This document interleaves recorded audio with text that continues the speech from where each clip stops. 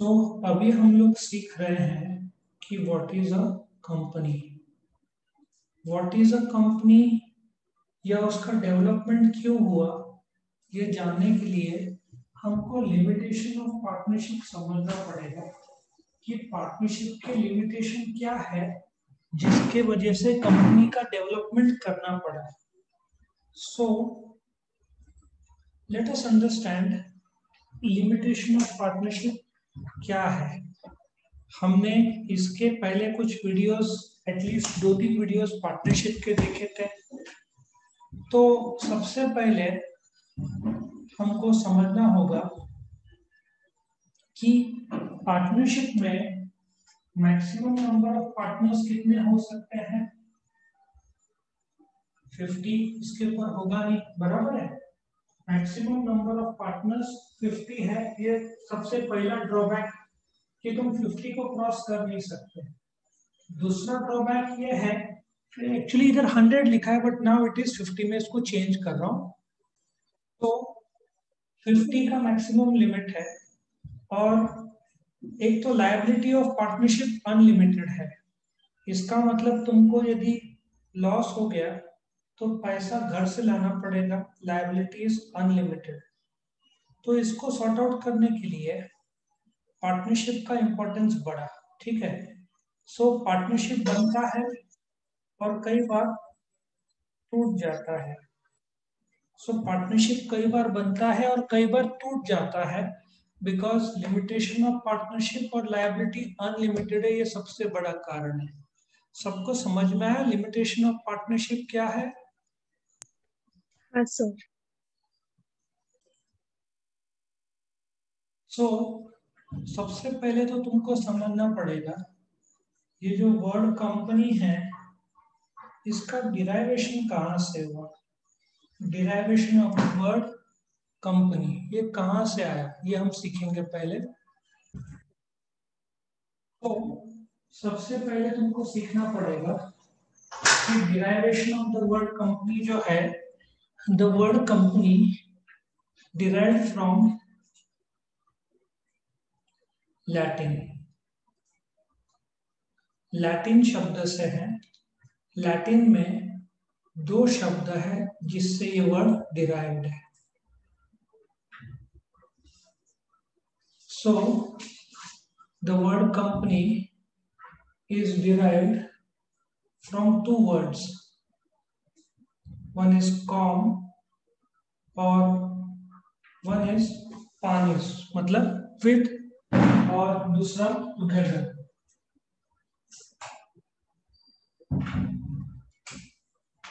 So together com और bread, मतलब with और टुगेदर मतलब ये लोग साथ में जो फैमिली ब्रेड खाते थे उससे ये वर्ड कंपनी डिराइव हुआ है, कॉम और पानिस। बट कंपनी क्या है, let us understand. So question ये आता है कि कंपनी क्या होता है।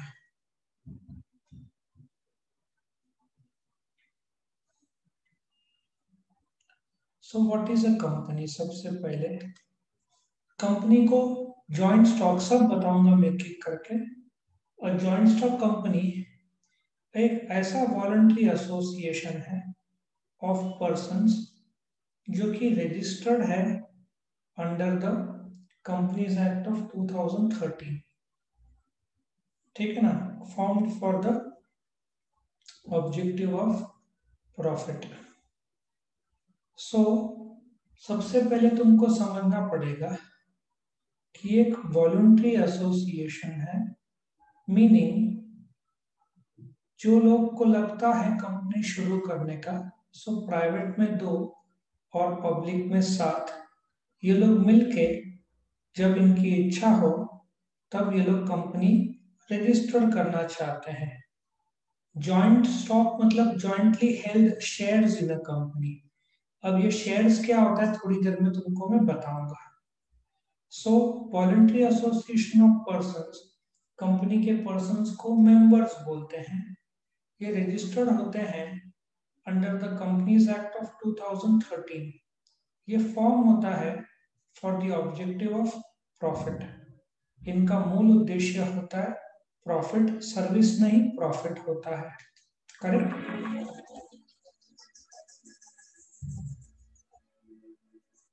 तुम्हारे सामने मैंने एक कंपनी का प्रोफाइल प्रेजेंट किया है, क्या तुमने सुना है या देखा है रिलायंस इंडस्ट्रीज लिमिटेड? हाँ सर। अब ये लिमिटेड क्या है ये सब हम बताएंगे धीरे धीरे, कोई जल्दबाजी नहीं, आराम से एक एक करके कंसेप्ट सीखेंगे। सो ध्यान से सुनना, अभी एक एक नया कंसेप्ट अब तुमको मिलते जाएगा। जब तुमको कोई आइडिया आता है कंपनी फॉर्म करने का, हमने काफी एग्जांपल्स भी लिए थे कि एक आइडिया है कंपनी फॉर्म करने का, करेक्ट। सो कंपनी की भाषा में जिसको आइडिया आता है कि कंपनी फॉर्म करना है, ठीक है, किसी को आइडिया आता है कंपनी फॉर्म करना, टेक्निकल भाषा में उसको हम प्रमोटर बोलेंगे। सो प्रमोटर वो इंसान है जिसको कंपनी शुरू करने के लिए आइडिया आता है। समझ में आया प्रमोटर कौन है? जिसको आइडिया आया है कंपनी शुरू करने का। समझ में आ रहा है? सो प्रमोशन या प्रमोटर्स पहले शुरू करते हैं, are the persons who get the idea to get the company started. उनको आइडिया आया है। आजकल एक नया कंसेप्ट आया है जिसको हम स्टार्टअप बोलते हैं, सुना है तुमने स्टार्टअप? हाँ सर। तो स्टार्टअप करने वाले लोगों को प्रमोटर्स बोलते हैं, क्योंकि उनको कोई आइडिया आया है कंपनी शुरू करने का। जो रिलायंस इंडस्ट्रीज लिमिटेड है वो भी कभी शुरू हुई होगी, तो दो जन ने मिलकर ये कंपनी स्टार्ट किया था। एक का नाम था धीरूभाई अंबानी, जो सब जानते हैं, दूसरे का नाम था चंपकलाल दमानी। 1960s में इन लोगों ने जब उस समय शुरू किया था, नाम था रिलायंस कमर्शियल कॉरपोरेशन, ठीक है। सो तुम्हारे सामने फोटो आ रहा है, दिख रहा है फोटो, दो जन, धीरूभाई हाँ अंबानी सर। और चंपकलाल दमानी। बाद में आई थिंक एक साल के अंदर ही दोनों अलग हो गए और धीरूभाई अंबानी ने बिजनेस को आगे संभाला, चंपकलाल दमानी अलग हो गया। ना मेरा एक सवाल तुमसे है, क्या तुमने डीमार्ट सुना है? डीमार्ट, हाँ सर। डीमार्ट मतलब दमानी यही ये लोग की फाउंडर्स है, दमानी मार्ट, ठीक है। तो ये लोग अलग हो गए और फिर 1966 में जो रिलायंस जो कमर्शियल कॉरपोरेशन है वो उसको उन लोगों ने प्राइवेट लिमिटेड नाम से शुरू किया, Reliance textiles industries private limited. तुमने नाम सुना नहीं होगा, क्योंकि फिर बाद में 1985 को जो Reliance textiles industries private limited को नाम चेंज करके इन लोगों ने रिलायंस टेक्सटाइल इंडस्ट्रीज लिमिटेड नाम हटा दिया। तुम नाम कंपनी का चेंज कर सकते हो, उसका नाम चेंज होके बन गया रिलायंस इंडस्ट्रीज लिमिटेड, जिस नाम से आज भी उसको जाना जाता है। समझ में आया तुमको? हाँ सर। सो इसमें सीखने का क्या था, जो लोग कंपनी शुरू करते हैं या जिनको आइडिया आता है कंपनी शुरू करने का, उन लोग को टेक्निकल भाषा में प्रमोटर्स बोलते हैं। रिलायंस के प्रमोटर्स दो थे, धीरूभाई अंबानी और चंपकलाल दमानी। चंपकलाल दमानी स्टार्टिंग के एक साल में ही अलग हो गया, धीरूभाई अंबानी ने अकेले संभाला कंपनी को। बाद में रिलायंस कमर्शियल कॉरपोरेशन बन गया, Reliance textile industries private limited, और बाद में रिलायंस इंडस्ट्रीज लिमिटेड बन गया। प्राइवेट लिमिटेड के शेयर्स पब्लिक में बिकते नहीं है, रिलायंस इंडस्ट्रीज लिमिटेड के शेयर्स पब्लिक में बिकते हैं। अब ये शेयर्स क्या होता है वो सब सीखेंगे हम धीरे धीरे, और हम आगे बढ़ाएंगे प्रमोटर्स को।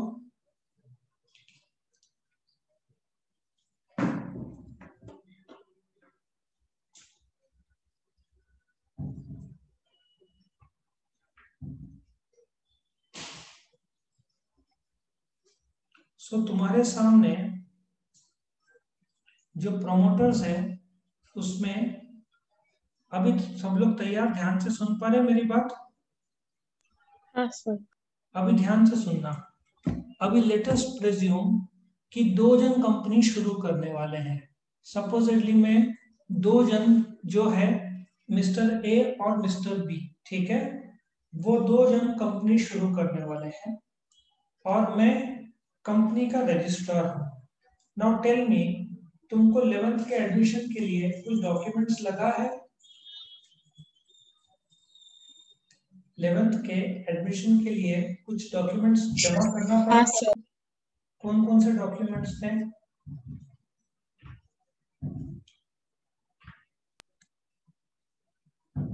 कौन कौन से डॉक्यूमेंट्स थे? I think PC LC. School leaving certificate लगा होगा तुमको। हाँ, ट्रांसफर सर्टिफिकेट भी। ठीक है, ठीक है, ओके, जस्ट एक सेकंड रुकना।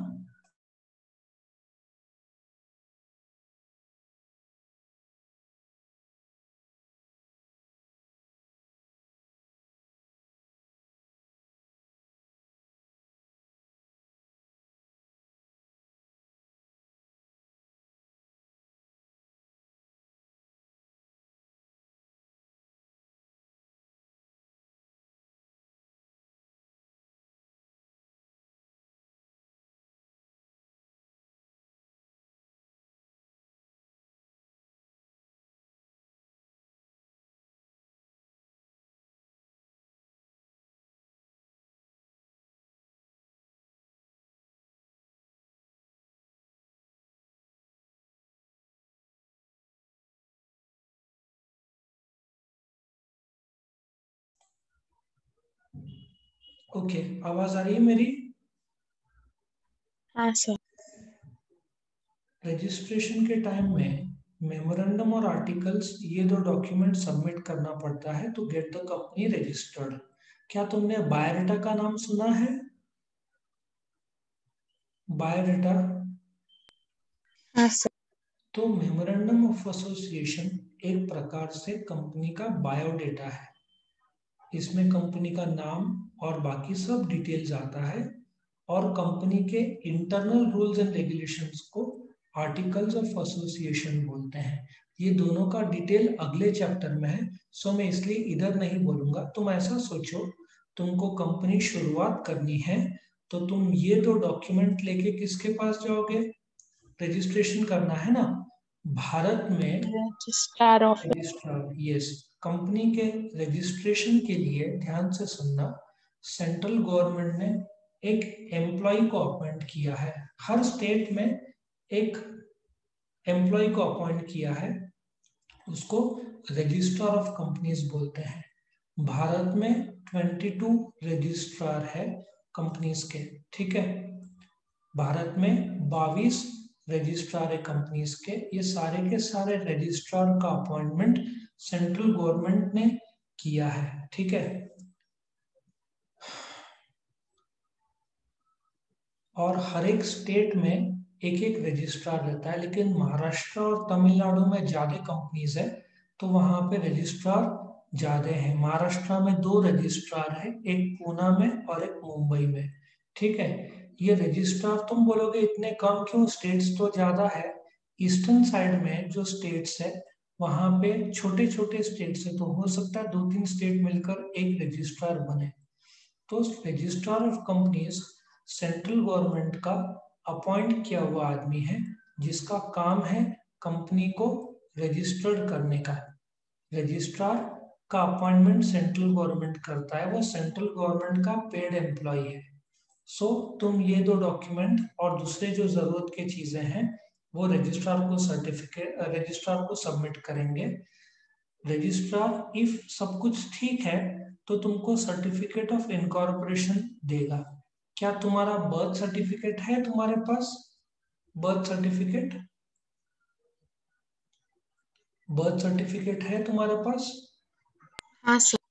तो कंपनी का जब जन्म होता है तो कंपनी के जन्म के बर्थ सर्टिफिकेट को सर्टिफिकेट ऑफ इनकॉर्पोरेशन बोलते हैं। ये सर्टिफिकेट ऑफ इनकॉर्पोरेशन, ये सर्टिफिकेट ऑफ इनकॉर्पोरेशन रजिस्ट्रार देता है। किसको देता है? जो प्रमोटर से उनको देता है कि भाई आज से तुम्हारा कंपनी का जन्म हुआ, जिस तारीख को सर्टिफिकेट दिया उस तारीख को सर्टिफिकेट ऑफ इनकॉर्पोरेशन बोलते हैं।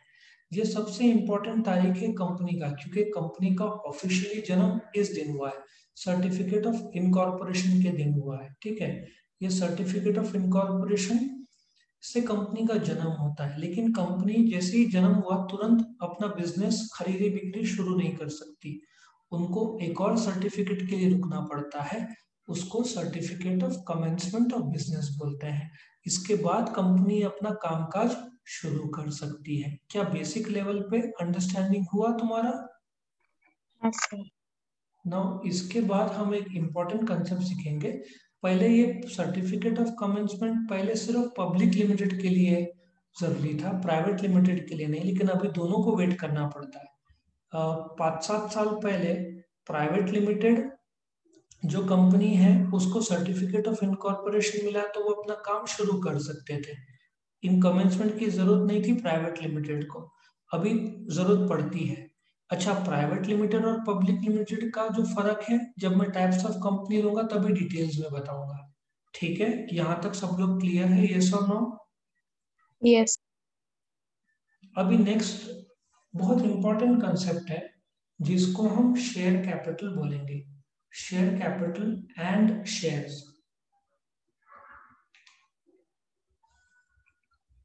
सो एक जॉइंट स्टॉक कंपनी है is a voluntary association of persons. Joint stock company क्या है? Is a voluntary association of persons formed for the objective of क्या है? Profit with share capital, which is divisible into shares. Now सबसे पहले तुम समझो, एक कंपनी जिस रकम से शुरू होती है उस रकम को क्या बोलते हैं? Share capital. अकाउंट्स में हमने सीखा है कि कैपिटल होता है, बट कंपनी की भाषा में उसको शेयर कैपिटल बोलते हैं। नाउ जो कंपनी के शेयर होल्डर्स हैं, जो कंपनी के शेयर्स खरीदते हैं, वो लोग कंपनी को जो पैसा देते हैं उस पैसे को शेयर कैपिटल बोलते हैं। इसको और डिटेल में हम समझेंगे क्या होता है। सोचो कंपनी का रकम है 1,00,000 रुपया, कंपनी शुरू कितने से हुई है मुझे बताओ? 1,00,000 रुपए से। ये 1,00,000 रुपया क्या होगा बताओ मुझे? ये 1,00,000 क्या होगा? Share capital. Share capital. अब मुझे बताओ कि ये लाख रुपया कैसे बना होगा? छोटे छोटे पार्ट में बना होगा। लाख रुपया ऐसे नहीं बना। ऐसे सोचो एक बिल्डिंग है, उसमें टोटल ईंट लगे 1,00,000। 1,00,000 कैसे ईंट बने? एक एक करके।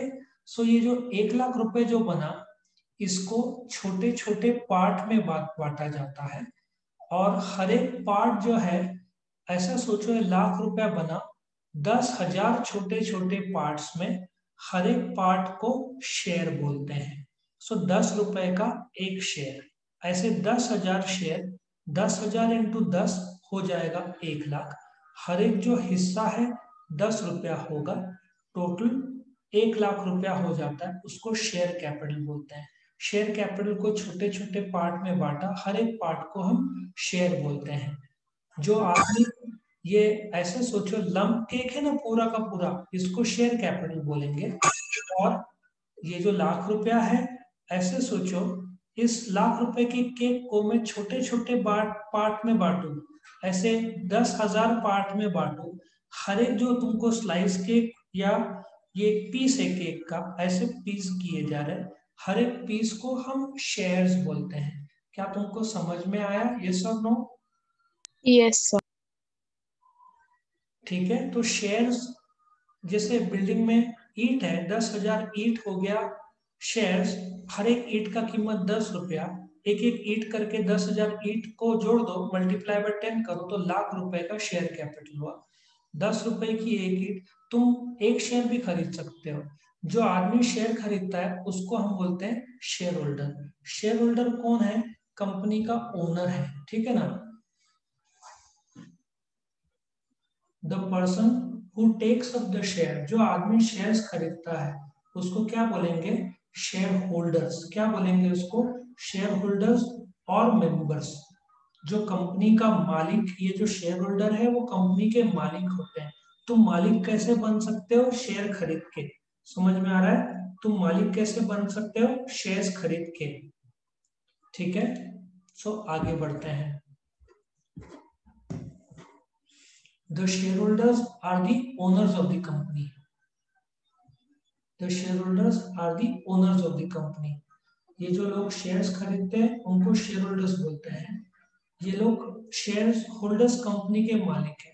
10 रुपए की एक शेयर है, तुमने पूरे शेयर्स में से 10 रुपए का भी खरीदा तो तुम मालिक बन जाओगे, but to the extent of 10 rupees. ठीक है ना? तुम मालिक बन जाओगे, एक शेयर 10 रुपए है तो तुम कंपनी के मालिक बन जाओगे 10 रुपए का। लेकिन शेयर होल्डर को पार्ट ओनर्स बोलते हैं। क्यों पार्ट ओनर्स? तुम कंपनी में जाकर ऐसा नहीं बोल सकते कि कंपनी की कार हम चलाना चाहते हैं। The answer is no. तुम शेयर होल्डर हो, लेकिन जो कंपनी की जो संपत्ति है, ठीक है, शेयर तुमने शेयर्स खरीदा है, जितना शेयर खरीदा उसके तुम मालिक हो। लेकिन मालिक होने कंपनी के जो शेयर्स है वो एक्सक्लूसिवली तुम मालिक हो, लेकिन कंपनी का संपत्ति कंपनी का है। तो शेयर होल्डर और कंपनी कायदे से अलग है। The answer is yes. तुमने पार्टनरशिप, सोल ट्रेडिंग और एचयूएफ में देखा था कि पार्टनर्स और पार्टनरशिप फर्म एक है, बट कंपनी में कंपनी और शेयर होल्डर्स अलग अलग है। सो कंपनी अलग है, रिलायंस इंडस्ट्रीज लिमिटेड, और रिलायंस के करीबन 30 लाख शेयर होल्डर्स हैं, वो अलग है। सो रिलायंस पर केस हुआ मतलब कंपनी का डायरेक्टर मुकेश अंबानी पर केस नहीं होता, और रिलायंस के मालिक जो शेयर होल्डर्स है, मुकेश अंबानी के पास 45% रिलायंस है, तो मालिक है रिलायंस का टू द एक्सटेंट ऑफ 45%। वो पूरे कंपनी का मालिक नहीं है।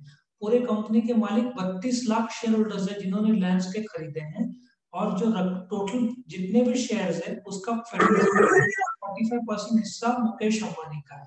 तो मुकेश अंबानी रिलायंस का 45% ओनर है। बाकी के 55% दूसरे शेयर होल्डर्स है। हो सकता है फॉरेन के लोग हो, इंडिया के इन्वेस्टर्स हो, म्यूचुअल फंड्स हो, बैंक्स हो, वो बाकी के लोग माने जाएंगे। ठीक है, हम और आगे बढ़ते हैं, इसमें और चर्चा करूंगा। नाउ टेल मी, तुमको स्कूल में आई कार्ड दिया था? स्कूल में हाँ सर। तो जो लोग शेयर्स खरीदते हैं उनको ऐसा शेयर सर्टिफिकेट दिया जाता था। एक जमाने में तुमने यदि शेयर्स खरीदा तो तुम शेयर होल्डर हुए, तो एज अ प्रूफ तुमने शेयर खरीदा, तो कंपनी तुमको ऐसा कागजी फॉर्म में शेयर सर्टिफिकेट भेजती थी। बट आज के तारीख में इसको रीमैट बोलते हैं। बट आज के तारीख में ये कागजी फॉर्म बंद हो गया है। आज के तारीख में इलेक्ट्रॉनिक फॉर्म शुरू हो गया है जिसको डीमैट बोलते हैं। सो जैसे तुम्हारा व्हाट्सएप ऐप है, वैसे तुम्हारा एक शेर खान या तुमने डीमैट अकाउंट खुलवाया, तुम्हारा बैंक अकाउंट होता है ना, सुना है बैंक अकाउंट? तो वैसे एक इलेक्ट्रॉनिक अकाउंट होता है शेयर्स का, उसमें इलेक्ट्रॉनिकली दिख जाता है। तुमने 10 मैसेज भेजे तो तुमको मैसेज आता है ना, 10 मैसेज भेजे, वैसे तुम्हारे पास जितने शेयर्स हैं उस डीमैट अकाउंट में दिखेंगे। आज के तारीख में कोई भी कंपनी ऐसा शेयर सर्टिफिकेट फिजिकल फॉर्म, इसको कागजी फॉर्म या फिजिकल फॉर्म बोलते हैं, अलाउड नहीं है। सब डीमैट फॉर्म में कंपलसरी हो गया है। ठीक है, नाउ टेल मी, तुमने बैंक में पैसा भरा तो बैंक तुमको क्या देगा?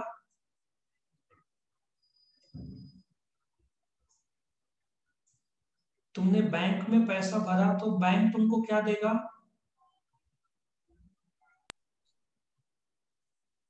पैसा दिया तो बैंक रिटर्न्स में क्या देगा तुमको?